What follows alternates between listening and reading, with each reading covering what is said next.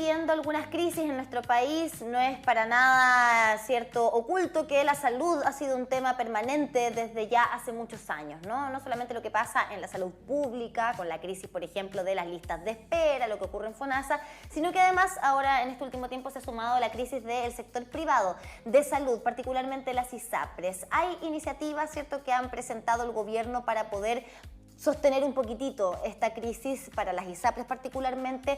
Desde la asociación dicen no es suficiente. Queremos hablar de esta materia con el doctor Rodrigo Julio. Él es presidente de la Federación Médica de Chile y está con nosotros vía Zoom para tener esta conversación. ¿Cómo está, doctor? Bienvenido.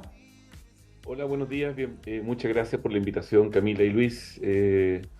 Sí, efectivamente tenemos una federación médica que está diseñada en función de que en el colegio médico no había mucha representación de los médicos de la salud privada en Chile y diseñamos esta estructura que representa a las asociaciones médicas organizadas en los centros privados del país y nos hemos hecho cargo finalmente de este proceso de discusión que ha generado precisamente la crisis de la ISAPRE.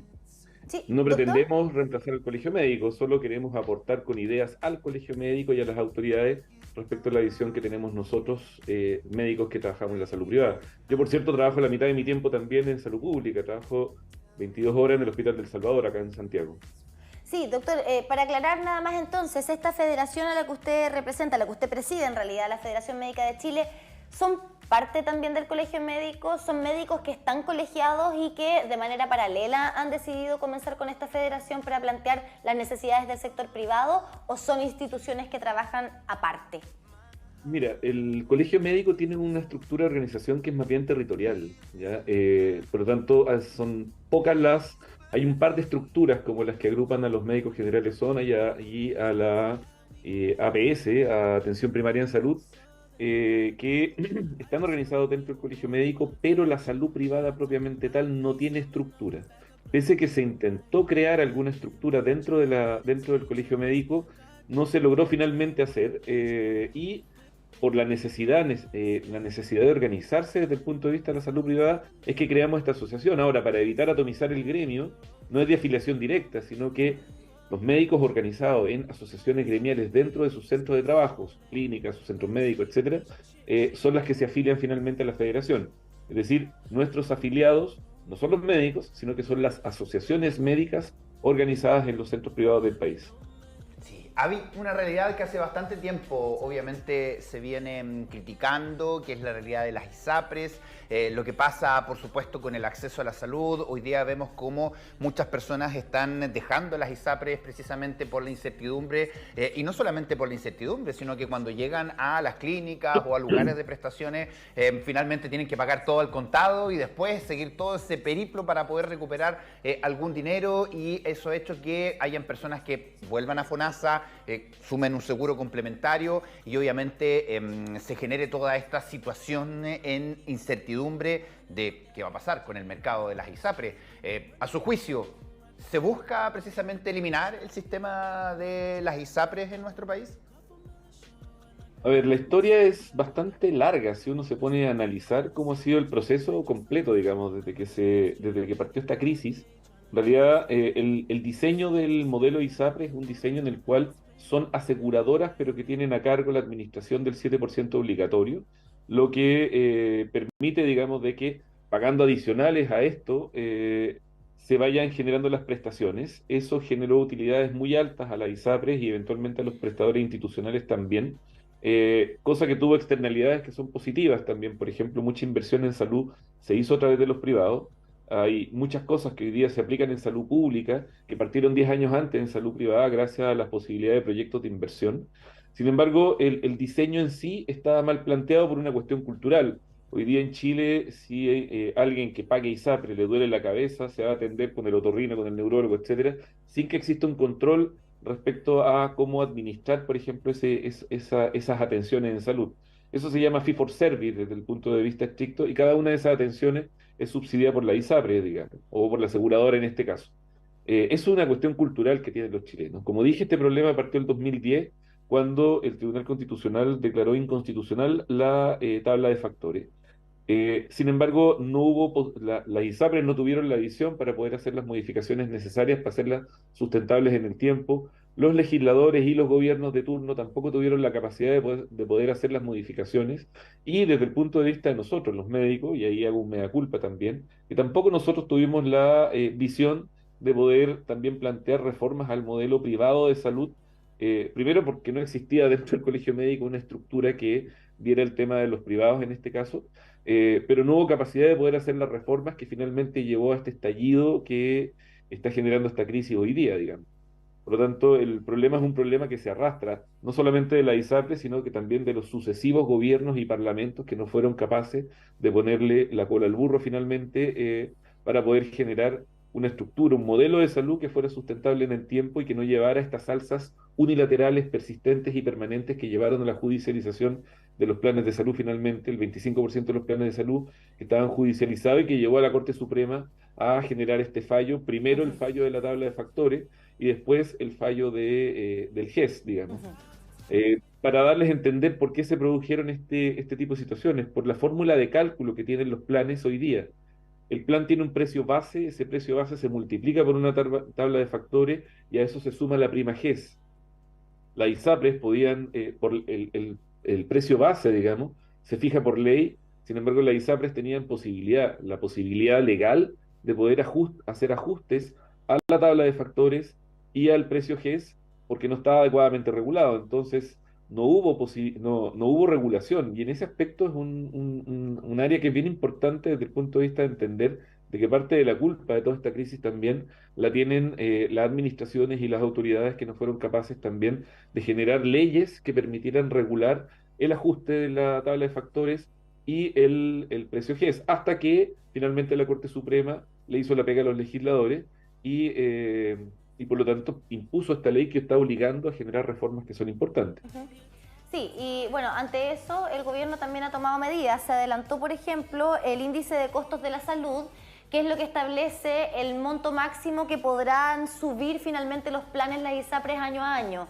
Esto se hace todos los años y se aplica en ¿Sí? julio. En esta oportunidad, lo que busca el gobierno a través de esta medida, ¿cierto?, es que se pueda aplicar desde abril, es decir, que desde abril las ISAPRES puedan subir este porcentaje en sus costos mensuales. Ahora, hay algunos parlamentarios que dicen que el gobierno se pasó un poco, ¿cierto? Se excedió, o se pasó en tres pueblos, como decimos nosotros en Chile también, ¿cierto? ¿Por qué? Porque dicen, además se elimina excepcionalmente mecanismos de contención de costos, es decir, de que no se pueda subir tanto más el costo, ¿cierto? Como el que considera prestaciones que se realicen en la modalidad de libre elección de FONASA. Esa es una de las críticas que hay, pero en la práctica, doctor, ya el gobierno ha tomado algunas determinaciones para poder contener un poco el golpe a las ISAPRES que ha significado este fallo de la Corte Suprema. Desde su perspectiva, desde la federación que usted preside, ¿cuál es la valoración que hacen de las medidas del gobierno con respecto de las ISAPRES? A ver, hay dos aspectos que me parecen relevantes. El primero es que se creó por parte de la Comisión de Salud del Senado una comisión experta en la cual había representantes de las distintas tendencias políticas, técnicas al respecto del tema de las ISAPRE, y elaboraron una propuesta que nosotros lo consideramos como una solución bastante acertada respecto a lo que estaban planteando. Es un documento súper extenso de 140 páginas que hace un análisis respecto a la situación y establece propuestas que efectivamente dejaban bien puesto la posibilidad de dar estabilidad financiera al sistema. Y ahí yo quiero insistir, o sea, se habla de uno cómo ocupe la retórica al respecto, digamos, y ahí fue donde se hizo el cálculo, está este concepto de la mutualización, que si quieren lo conversamos, pero un poco más largo, está este concepto de la mutualización que permitía bajar la deuda que estaban generando la ISAPRES, pero el gobierno no hizo caso de esta propuesta, que como dije era transversal, y al revés pone esto del ICSA, que el ICSA en teoría está diseñado para poder contener el alza de los precios de las prestaciones médicas o de la salud en general, los gastos operacionales de las clínicas, los gastos operacionales de la ISAPRE, etcétera. No está diseñado, digamos, para una baja de recursos que implica el ajuste de la prima GES o la baja que genera la aplicación de la tabla de factores. Por lo tanto, desde el punto de vista de cómo se diseñe la propuesta, porque es un aspecto que todavía no está 100% claro, recién ingresó hoy día al Parlamento el diseño de la propuesta, pero también queda a criterio del superintendente cómo la va a aplicar. Por lo tanto, todavía seguimos en la incertidumbre con respecto al ICSA, con respecto al adelanto del ICSA, Sin embargo, insisto, el ICSA está diseñado para la contención de las alzas de los costos de la salud en un periodo determinado. No está diseñado para hacer la contención de la reducción de los costos de, en este caso, de la prima GES o de la tabla de factores. La tabla de factores todavía no se aplica porque tiene que publicarse la ley corta primero, pero la prima GES al menos en este minuto, que implica un 12% de caída de la ISAPRE, que según las propias palabras de las ISAPRE, que insisto, son las ISAPRE, no nosotros, nosotros representamos a los médicos, a los prestadores, no a la ISAPRE, en palabras de las ISAPRE, no le estaría alcanzando para hacer la cobertura ni de las licencias ni de las prestaciones. Y en eso nos ponen un problema los prestadores, porque nosotros tenemos la obligación de seguir atendiendo a los pacientes. Entonces, pero nos genera la incertidumbre de si es que las prestaciones que nosotros vamos a hacer no las van a pagar o no. Es decir, se genera una situación bastante compleja para nosotros porque, insisto, nosotros tenemos que seguir atendiendo a los pacientes. Por lo tanto, no podemos negarle la atención a nadie y desde ese punto de vista, ¿qué hacemos? Todavía estamos en esa duda al respecto de si qué hacer en una circunstancia tan compleja como esta, digamos, porque corremos un riesgo efectivo de que las prestaciones que nosotros realicemos simplemente en un escenario de caída del modelo completo, simplemente no las vayan a pagar. Sí, claro. Es un tema delicado lo que hablamos con salud y si bien, claro, usted nos dice que no le pueden negar la atención de salud a nadie, sabemos que obviamente hay un tema que el que puede pagar lo hace finalmente y ahí hay un cierre de puertas, si se quiere, para muchas personas. Que te explique esa parte un poquito también, que vale la pena aclararlo. Desde el punto de vista estricto, todos los prestadores tienen convenios, contratos firmados con la ISAPRE. Mientras ese convenio esté vigente y esté firmado el contrato entre un prestador institucional, una clínica, un centro médico, con la ISAPRE, el paciente va a seguir pagando su bono, ¿ya? Es cuando se quiebre ese contrato que el paciente tiene que pagar y después reembolsar, ¿ya? Eso fue lo que pasó con Clínica Indice y Cruz Blanca, por ejemplo, ¿ya?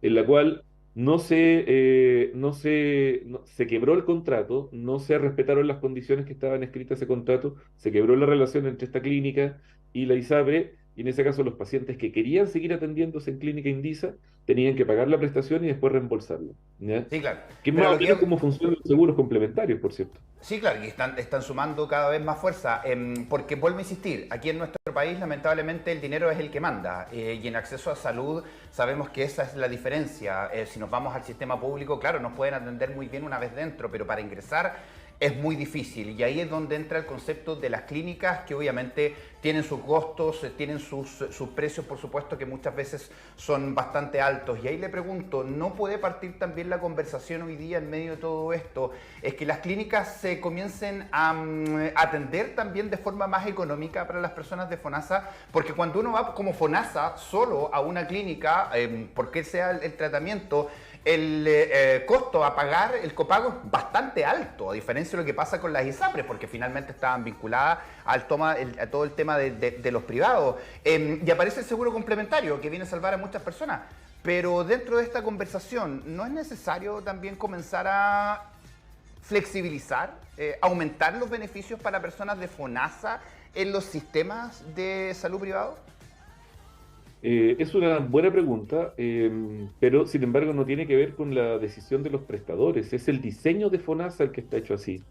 FONASA D, que es el FONASA de la gente que tiene ingresos por sobre los 350.000 pesos, ese diseño está hecho pensando en que se va a pagar un 50% de la prestación. Esa es la crítica en parte que nosotros hacemos hacia este proceso en el cual se va a hacer un traspaso de pacientes de ISAPRES a FONASA, porque precisamente FONASA no cubre la prestación completa, FONASA cubre hasta un 50%, si es FONASA D y si es FONASA C cubre un 25%. O sea, es el diseño de FONASA el que no permite que se cubra la prestación completa. Como bien tú dices, está el seguro complementario que en teoría iría a cubrir el otro 50%.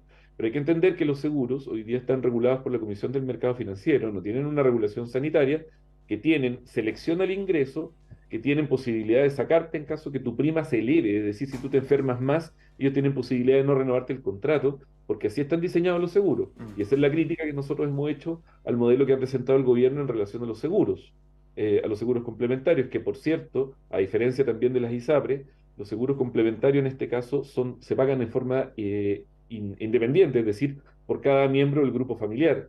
No son, en este caso, planes familiares, por ejemplo, que te van a incluir. A mí no me queda claro que este diseño, la propuesta, vaya a reemplazar efectivamente las prestaciones que hoy día, la calidad de la atención que se genera en las ISAPRES, se vaya a traspasar a este nuevo modelo que están pensando y que está metido dentro de la ley corta, que es el fortalecimiento de FONASA. Y preguntarle Pero entender ahí. de que no depende de los prestadores, depende del diseño de cómo está hecho FONASA hoy día. Sí, claro, bueno, eso tiene que ser una discusión mayor, ¿cierto? Que tiene que ver con los legisladores también en nuestro país. Entendemos que esto tiene que ver directamente con la política pública en Chile y el sistema, ¿no? Cómo está diseñado el sistema, como usted bien dice, doctor. Pero preguntarle también desde la mirada de la Federación Médica, ¿cómo esto en la práctica o cuánto esto en la práctica afecta a los pacientes? ¿Afecta a pacientes solo del sector privado, es decir, solo para afiliados de ISAPRES, o esto también va a tener consecuencias para usuarios del sistema público de FONASA en Chile? Ya, me parece una muy buena pregunta también. Mira, a ver, dentro de los cálculos que nosotros tenemos respecto al número de afiliados que están en las ISAPRE, hay cerca de 600.000 pacientes que están en tratamiento financiados por la ISAPRE, que tienen, ya sea, son mayores de 60 años, que tienen enfermedades crónicas, que gastan en medicamentos, que eventualmente están cubiertos en parte por las ISAPRE. De esos 600.000 pacientes, un poco más de 600.000 pacientes, hay 350.000 pacientes que están en tratamiento de alto costo, que efectivamente están financiados 100% por la ISAPRE, ¿ya? Tratamiento que es mucho más de lo que ese paciente ha pagado respecto a lo que paga su ISAPRE, sino que se mutualiza, en este caso, el gasto de el resto de los pacientes que no están enfermos y que están pagando cotizaciones hacia los pacientes que están más enfermos. Ese es el concepto de mutualización que les había dicho que tenía. Son 350.000 pacientes que están financiados por la ISAPRE, que en un escenario de caída del modelo, de caída de la ISAPRE, esos pacientes no van a ser elegibles por los seguros complementarios por el concepto que yo les dije, que ellos eligen por selección al ingreso y pasan automáticamente, o deberían pasar en este caso, al sector público. Ahora, desde el gobierno han dicho que que no nos preocupemos, que esos pacientes van a estar adecuadamente financiados. Sin embargo, el gasto que implica esos 350.000 pacientes que tienen enfermedades de alto costo, estamos hablando de cáncer en quimioterapia, pacientes en programación de cirugías complejas, enfermedades cardiovasculares, etcétera, ¿ya? Que son pacientes con enfermedades de alto costo, que están financiados por la ISAPRE, no elegibles por los seguros, que van a pasar al sistema público y van a entrar a competir con el resto de los pacientes que están en el sistema público. Competir en el sentido de que el sistema público tiene que discriminar por prioridad de gravedad de la enfermedad, y por lo tanto van a ya sea entrar en este modelo de decisión respecto a qué paciente se opera primero y qué paciente se opera después, de acuerdo a la gravedad de la enfermedad que tenga el paciente en el sistema público. Por lo tanto, sí afecta al sistema público, porque esos pacientes van a ir a engordar las listas de espera, sobre todo enfermedades más graves, que son las que nos preocupan a nosotros en este momento. Sí, doctor, junto con agradecerle, por supuesto, no puedo dejar de tener la oportunidad de preguntarle, a modo de consulta, sin ánimo de crítica ni nada, pero ¿por qué hay médicos que solamente atienden por ISAPRE y no por FONASA?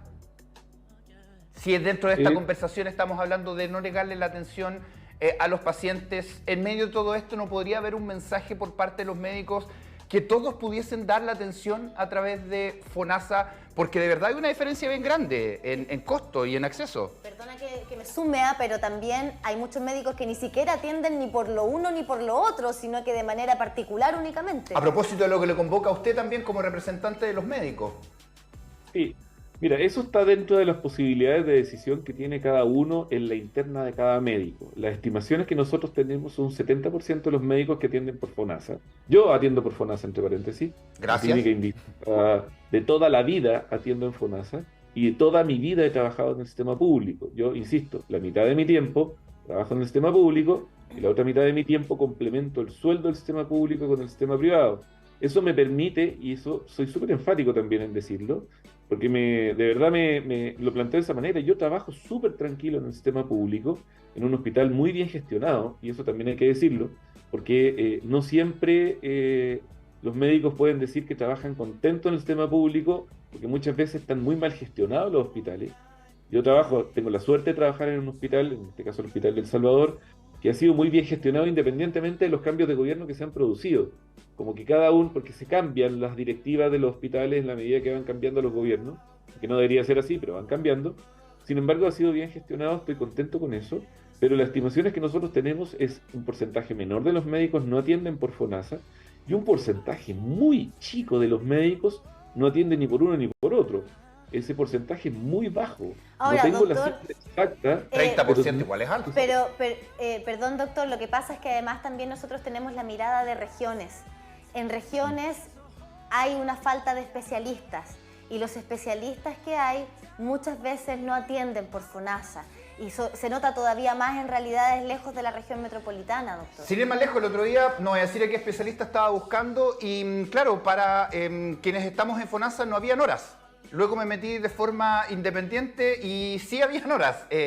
Entonces, ahí le pregunto, con respecto a este rol también de los médicos, lo que le representa a usted también, que nos dice lo que pasa con el colegio médico, esta ética también de los profesionales, ponerles los mismos estándares también que se le exigen a las instituciones, ¿no será una norma que todos los médicos que atiendan en nuestro país tengan que atender por sistema de FONASA, por ejemplo, ya que hay un grupo, no es menor, 30%, que no quiere atender a través de FONASA, o ninguno u lo otro? Estoy muy de acuerdo contigo, pero yo te plantearía la situación de otra manera. ¿Cuál es el problema que tiene FONASA? FONASA no hace un reajuste de los aranceles, nunca en su historia ha hecho un reajuste de sus aranceles en función del IPC, ¿ya? Es un aspecto bien importante. O sea, si yo soy médico que trabajo en salud privada o trabajo exclusivamente en salud privada y solo atiendo por FONASA, con el paso de los años mi sueldo va bajando porque no hay reajuste en función del IPC, ¿ya? Dentro de los planteamientos que nosotros hemos hecho es que, primero, hoy día FONASA no tiene una estructura. Hay varios aspectos y tal vez me alargue en esto porque me tocaste un punto que me parece bien clave al respecto de eso. FONASA tiene varias características que son negativas desde el punto de vista del incentivo para trabajar en ella. La primera, que no hay un reajuste, no hay una política de reajuste en el tiempo, ¿ya? Desde el punto de vista de lo que se vaya haciendo, ni por ICSA ni por IPC, ¿ya? Ese es un primer punto. Siempre los reajustes son bastante, al menos llegan hasta la mitad del IPC, ¿ya? Ese es un primer aspecto. Un segundo aspecto que me parece bien relevante al respecto de FONASA es que las prestaciones al mismo tiempo, el catálogo de prestaciones que se realizan hoy día y por lo tanto la valorización de cada una de las prestaciones lo hace FONASA, ¿ya? Pregúntame si hay un departamento en FONASA que se encargue de cómo hacer una política de valorización y de aumentar el catálogo de prestaciones. En la medida que la tecnología en salud va avanzando, las prestaciones se van modificando. Por ejemplo, la cirugía robótica, por ejemplo, la cirugía endovascular en mi campo, ya costó más de 10 años que se creara un código que, por ejemplo, en el caso del aneurisma de la aorta abdominal, ¿por qué?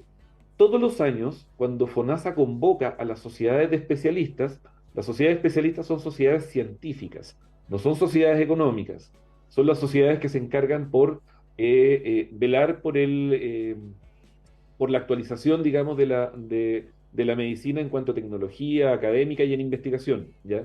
Y por lo tanto son las llamadas a decir cuáles son las cosas nuevas que se están haciendo y por lo tanto que deben ser valoradas. Este año, 2023, se hizo este ejercicio a través del Colegio Médico, es decir, FONASA le pide al Colegio Médico que convoque a la sociedad de especialistas. Entonces, ¿por qué le piden al Colegio Médico que haga esta pega cuando la pega debería ser de FONASA? Esa es otra pregunta, ¿ya? Se produjeron 600 códigos, 600 modificaciones de glosa, creación de nuevos códigos, etcétera. FONASA aceptó 160. Y de esos 160 se envían a la dirección de presupuesto para que la dirección de presupuesto estime cuánto de esos códigos se van a poder financiar.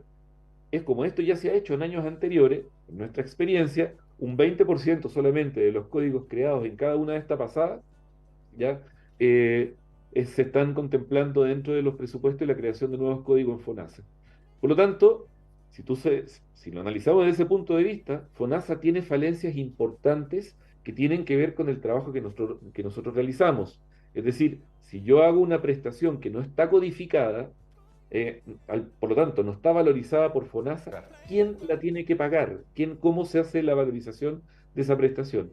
Detrás de una prestación tecnológica nueva que se está haciendo, esa prestación tecnológica, hay detrás la formación de un médico, años de esfuerzo de un médico para poder formarse, para poder hacer tal vez salida al extranjero, que habitualmente son pagadas por los propios médicos, para poder ir a formarse en una prestación determinada, y al mismo tiempo un proceso de enseñanza de cualquiera de este tipo de prestaciones que se están realizando. Por lo tanto, en ese aspecto, FONASA carece de un montón de elementos que incentivan de que los médicos se puedan meter en esto. O sea, para que efectivamente se pueda producir un cambio que pueda ser significativo desde el punto de vista de incentivar a que los médicos estén 100% en FONASA, lo cual, fíjate que yo comparto, ya puede no ser la idea de mis colegas que yo represento, en el sentido de que aquí está el concepto de la libertad de elección desde el punto de vista de que yo puedo elegir si estoy o no en FONASA. Sin embargo, hay que generar también incentivos adecuados en FONASA con respecto de que incentive a los médicos a meterse en esto. De todas ¿Entiendes? maneras, doctor, y ahí está el problema estructural del que hablábamos hace un rato. Le agradecemos enormemente poder tener esta Gracias, conversación, conocer también el trabajo de la Federación Médica de Chile en nuestro país, que representa a los médicos del sector privado de manera paralela a lo que pasa con el Colegio de Médicos de nuestro país. Gracias por haber estado con nosotros. Por nada, muchas gracias a ustedes por la invitación. Hasta Gracias, pronto. sí.